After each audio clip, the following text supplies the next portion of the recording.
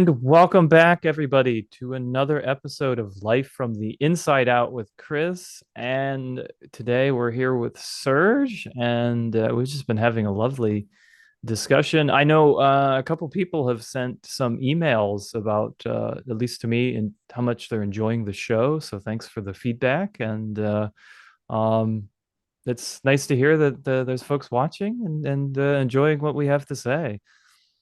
Cool. That's very nice. Did I have any requests? I'm going to be the discarnate DJ tonight. There you go.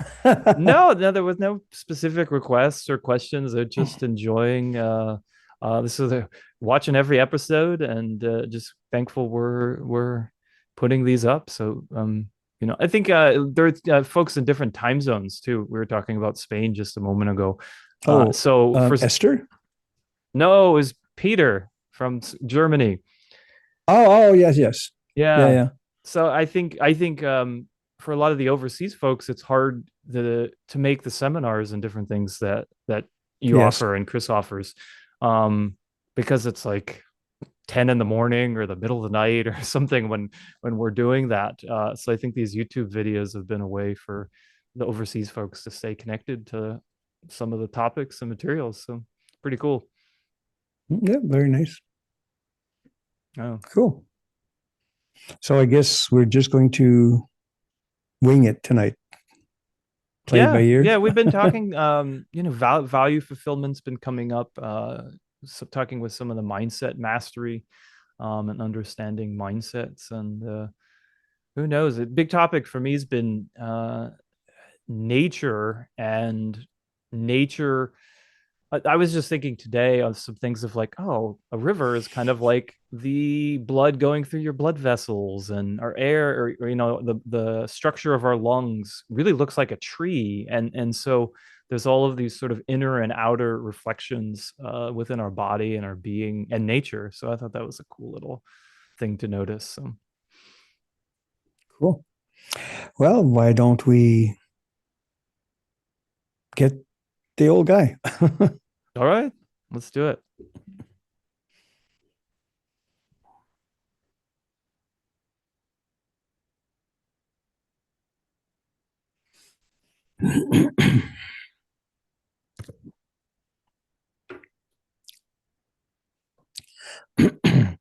Now we trust that you are comfortable. Oh, very comfortable. Indeed. And your little comment or observation concerning the nature, the natural world, and for that matter, the entire external or physical world, physical reality, as you like to call it, is indeed a projection, a reflection in symbolic terms of the contents of your mind, conscious and unconscious. And it is so in order for you to better appreciate and understand the very nature of your thoughts, what you think, what you focus upon, and your energy.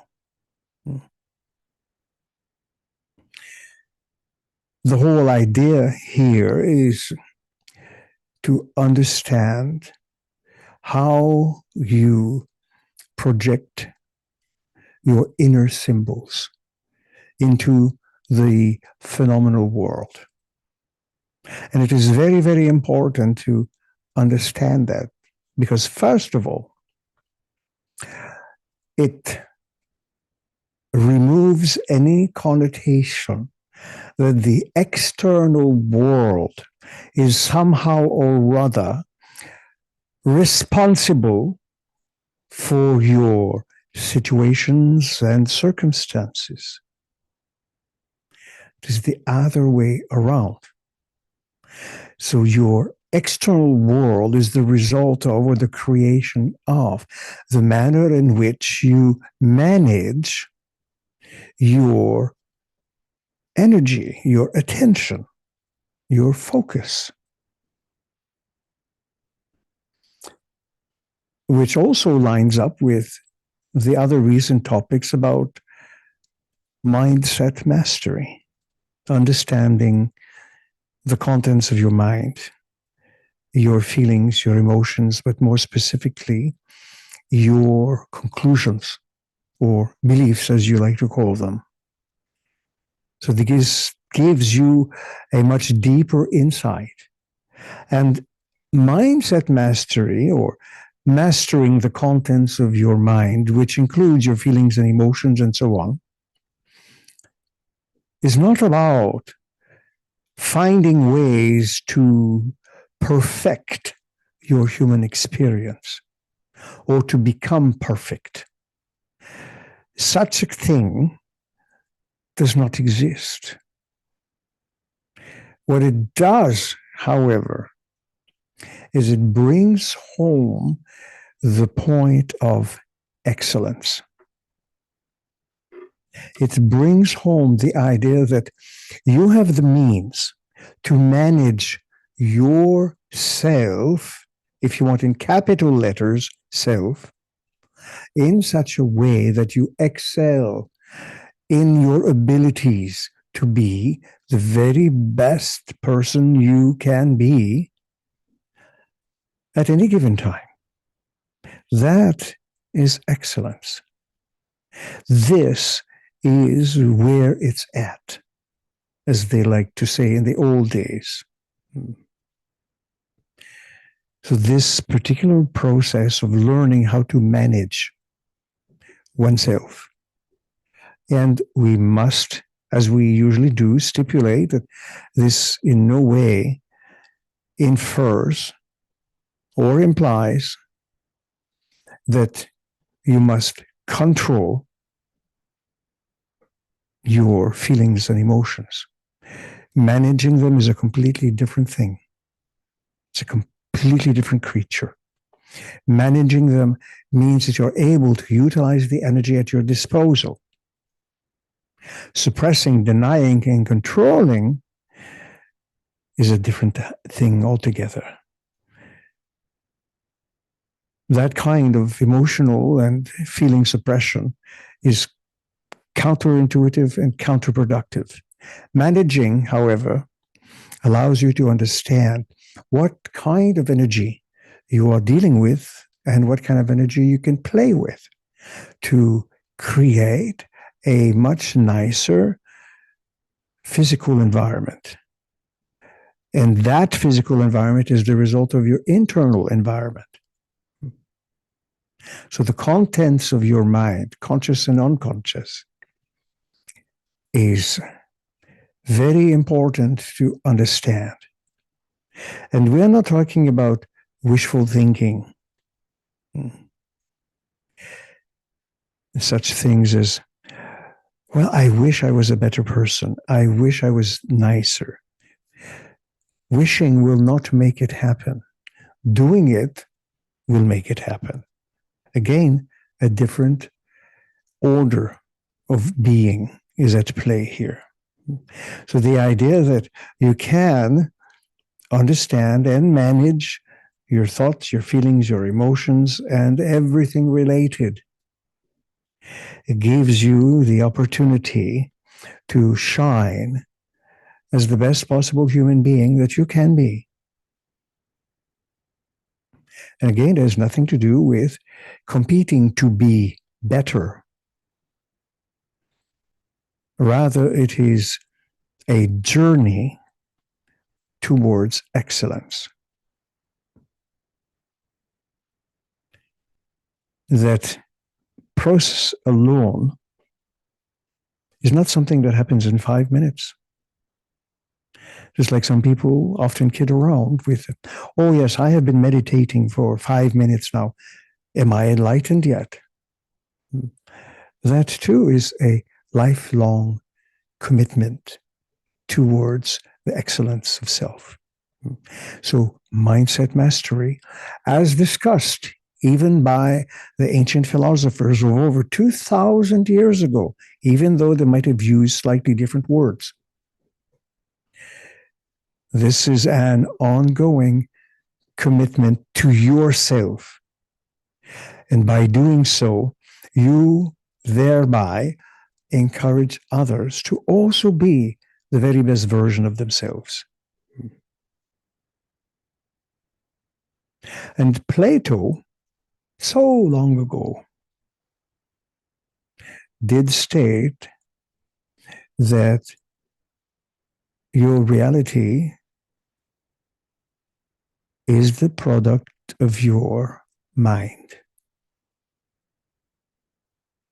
This is not just something from the 60s or the 70s or the 80s, 90s. This goes back a long time. And it is recognized that Plato acquired much of his learning from the ancient Egyptians and many other ancient civilizations. So this is knowledge that has been around for quite some time. And it is fascinating in many ways to actually see this and begin to grasp its implications. Something that seems sometimes quite a challenge for your species. Because you sometimes act as if you would rather throw rocks at each other than to understand each other, simply because you have a few little differences, such as, my God is a more loving God than your God, so we will kill you to prove our God is more loving than your God. Does that make some sense? Yes, it makes sense. And Actually, the statement itself does not make sense, but this is what some in your race do. yeah, I was going to say, it seems, I mean, I guess what is comedy, but when you realize that something is foolish and you laugh about it instead of getting all bent out of shape. But yeah, it seems like a really foolish activity. Many of our colleagues, if you like, because we do have friends and colleagues, we sometimes reminisce, get together and reminisce. Definitely not over a cup of Starbucks coffee. However, we do get together, reminisce, and discuss particular points of interest, one of which is that very point that you are, as a species, often very willing to eliminate each other on simple, almost infantile disagreements in this way, without seeing that not only is your disagreement, but your entire premise for the disagreement itself is little more than perception. This is how you perceive things.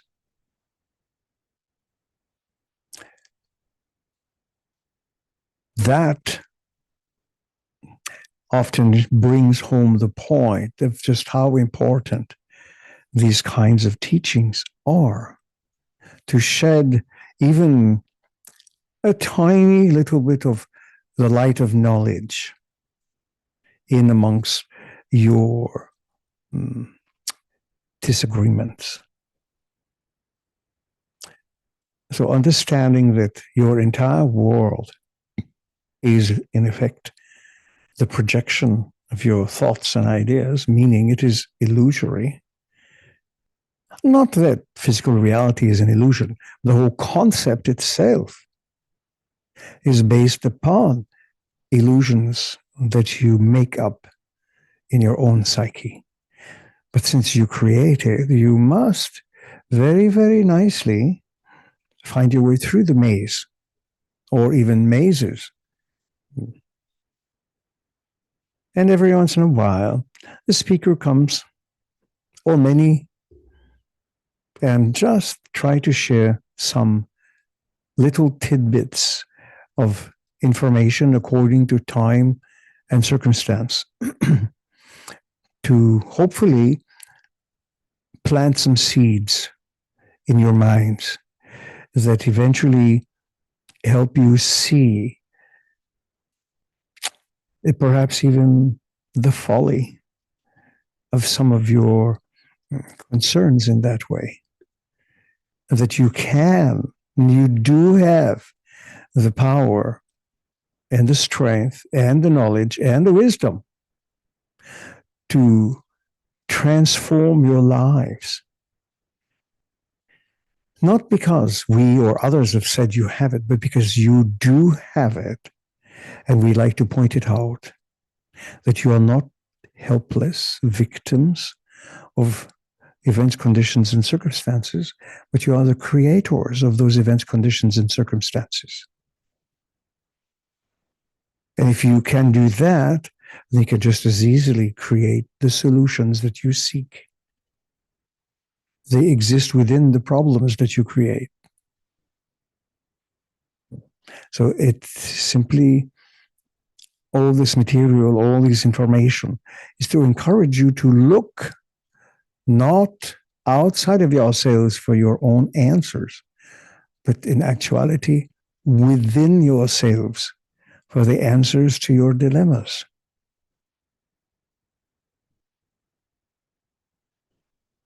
Does that make sense to you? Yeah. Yeah, it makes sense.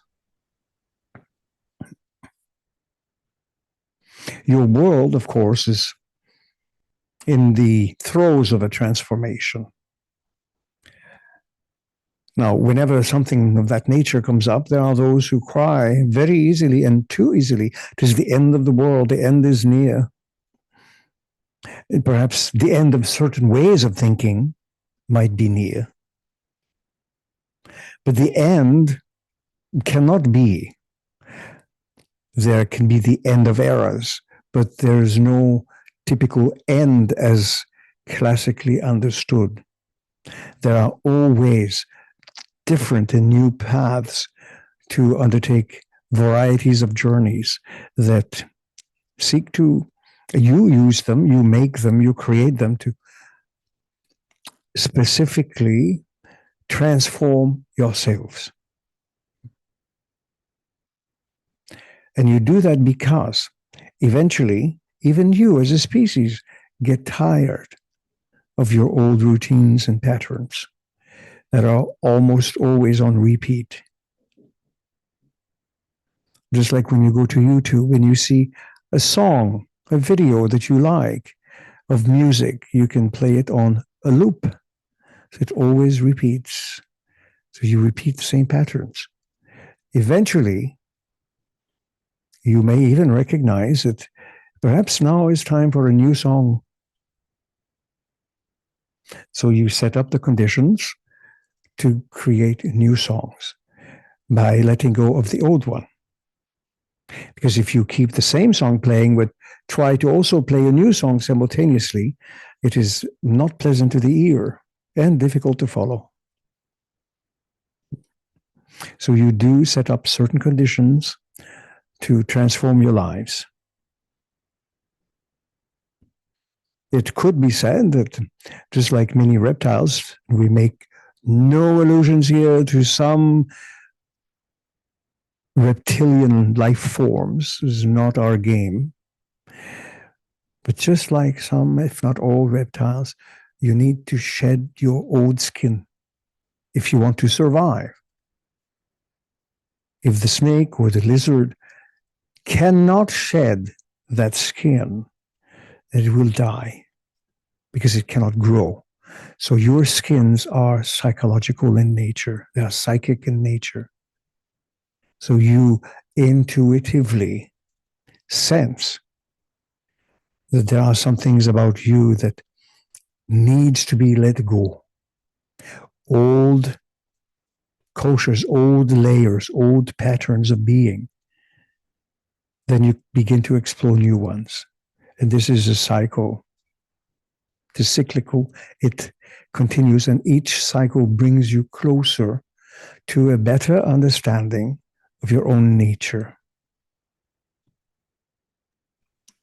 Well, yeah, Chris. And speaking of cycles, that takes us back to the beginning of the episode where we talked about nature and how different elements of nature actually represent symbolically inner mechanisms. And so, with the reptile reference, there's perhaps a living example of that. Indeed.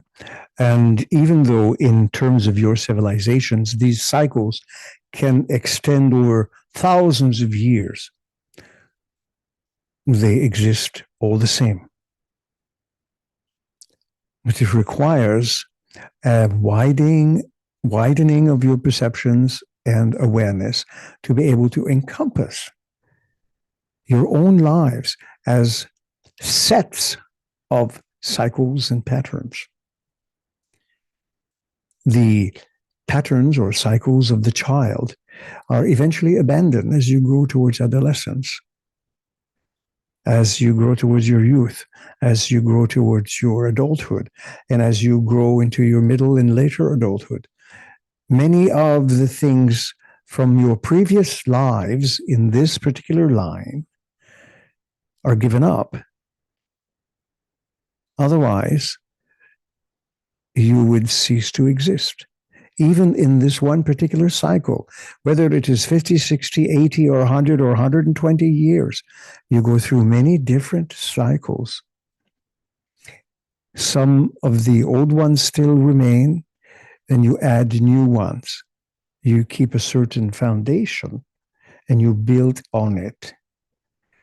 And even when the foundation is too old, when it is outdated, then you shed the entire body and you begin another life, another expression. Whether you call it reincarnation or something else is truly irrelevant in this way, because the cycles and the continuity of life is just that, a continuation. So it behooves the intelligent human being to consider exactly what is going on in this thing you call a life, and how is it related to you? Is life just something that happens to you, or is it something that you make happen? And that is a very valid question. And if it is something that you make it happen, how do you do that? What are the tools? What are the mechanisms? What are the ins and outs of this kind of experience? Also, very valid. Your entire life is partially created by you to bring you to a point of understanding the nature and the cycles of your being. Now, how is the time going on? Well, speaking of continuation, I think we'll continue the discussion in our next episode. We're getting towards the end of this one. Indeed, then, may all your cycles be uplifting and lint free. Thanks, Chris. We'll end in a wash.